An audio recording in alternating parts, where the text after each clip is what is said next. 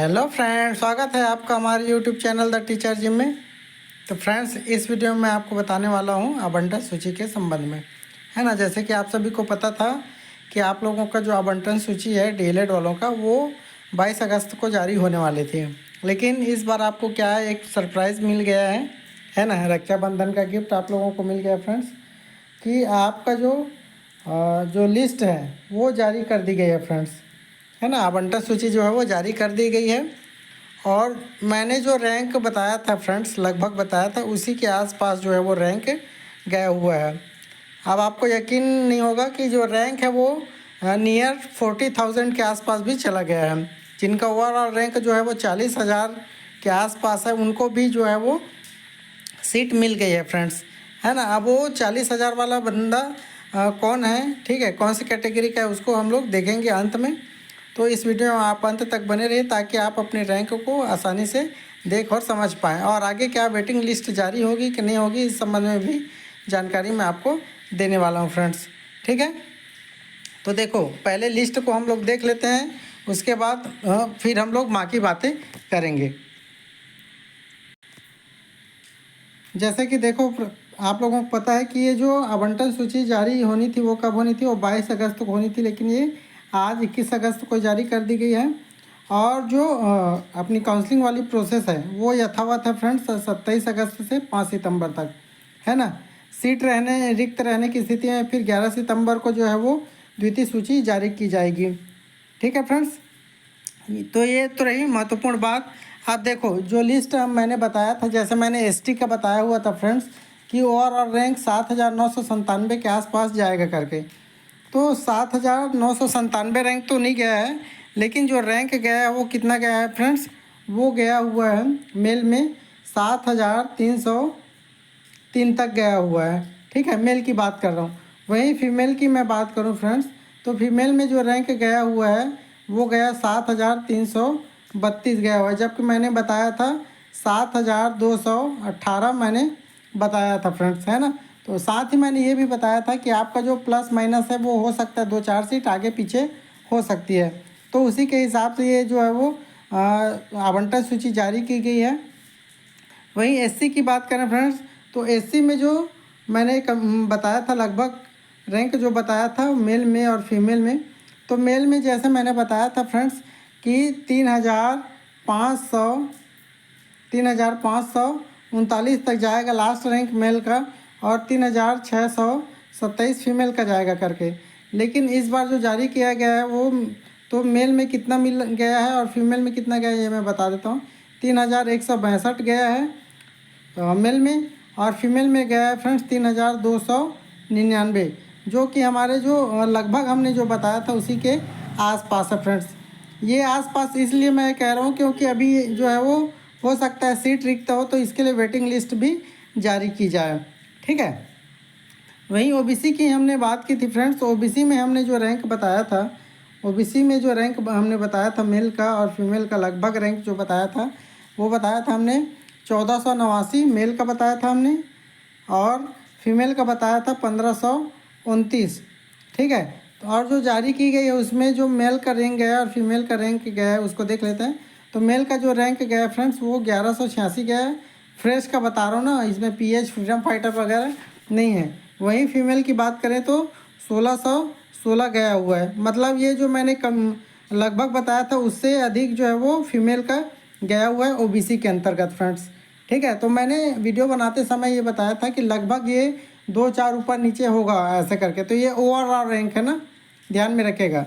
वहीं आप pH category की हम लोग बात कर लेते हैं फ्रेंड्स, है ना।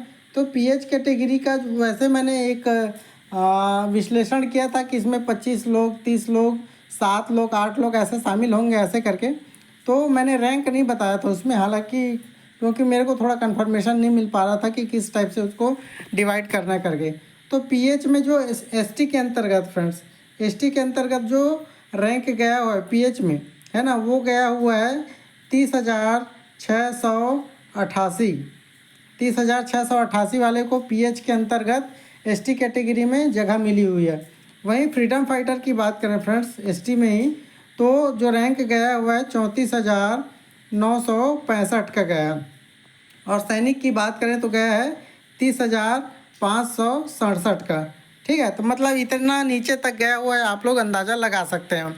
क्योंकि कम से कम रैंक कम से कम नंबर वाले जो है वो फ्रीडम फाइटर है, पीएच है और सैनिक में जो है वो क्वालिफाई करते हैं फ्रेंड्स। ठीक है, चाहे वो कोई भी कैटेगरी के हों। वहीं एससी की बात करें फ्रेंड्स, तो एससी में जो पीएच गया है, फ्रीडम फाइटर गया है और सैनिक गया है, उसका रैंक देख लेते हैं। एससी में जो पीएच गया है फ्रेंड्स, वो गया है 15,372 तक। ठीक है, फ्रीडम फाइटर की बात करें तो गया है 29,286 तक। वहीं सैनिक की बात करें तो गया है 33,910 तक। ये एससी कैटेगरी की मैं बात कर रहा हूँ। ठीक है, वहीं ओबीसी की बात करते हैं फ्रेंड्स, तो ओबीसी में जो गया हुआ है पीएच में, फ्रीडम फाइटर में और सैनिक में, उसको देख लेते हैं। तो ओबीसी में जो गया हुआ है फ्रेंड्स पीएच में, वो गया है 10,405 तक गया हुआ है, 10,405 तक। ठीक है, फ्रीडम फाइटर में देखें तो 33,430 तक गया हुआ है और सैनिक में देखते हैं तो 26,996 तक। मतलब सभी कैटेगरी में जो पीएच, फ्रीडम फाइटर और सैनिक का जो रैंक है वो बहुत नीचे गया है। ठीक है फ्रेंड्स, सभी कैटेगरी की बात कर रहा हूँ, चाहे वो एससी हो, एसटी, ओबीसी हो। ठीक, वहीं जो हमने लगभग रैंक बताया हुआ था उसी के आसपास जो फ्रेश कैंडिडेट थे उनके रैंक गए हुए हैं। ठीक है फ्रेंड्स, तो ये था, आप देख सकते हैं कि लगभग 40,000 वाले का भी इसमें सिलेक्शन हुआ है फ्रेंड्स। ठीक है, जिनका ओवरऑल रैंक 40,000 के आसपास गया हुआ है उनका भी सिलेक्शन हो गया है। तो ये था आप लोगों के लिए एक ज़रूरी वीडियो। आप अपने रैंक को जल्दी से चेक करिए। बात रही वेटिंग लिस्ट जारी होगी कि नहीं होगी, तो देखो अब वहाँ अभ्यर्थी जो पहुँचेंगे उसके ऊपर है ना। जैसे अधिकतम अभ्यर्थी वहाँ पहुँचेंगे तो वेटिंग लिस्ट जारी होने की संभावना कम रहेगी। वैसे तो जो संभावना वो 50-50 का है। 50-50 इसलिए क्योंकि मैक्सिमम लोग जो हैं वो बहुत सारे एग्ज़ाम की तैयारी भी कर रहे हैं। ठीक है, मान लेते हैं एक मैं आप लोगों के लिए होप वाली डोर जो है वो खोल रहा हूँ। मान लेते हैं अभी देखो 17 सितंबर के आसपास जो हॉस्टल अधीक्षक की एग्ज़ाम होने वाली है ना। अगर हम लोगों का जो काउंसलिंग प्रक्रिया है फ्रेंड्स सितंबर अक्टूबर तक कहीं चली जाती है, सेकंड थर्ड लिस्ट कहीं जारी होती है, तो मान के चलिए कुछ परसेंट लोग जो हैं जो इसमें भी फॉर्म फिलअप किए हैं और जो हॉस्टल अधीक्षक के लिए भी फॉर्म फिलअप किए हैं, तो कुछ लोगों का सिलेक्शन जो है हॉस्टल अधीक्षक में होना स्वाभाविक सी बात है ना।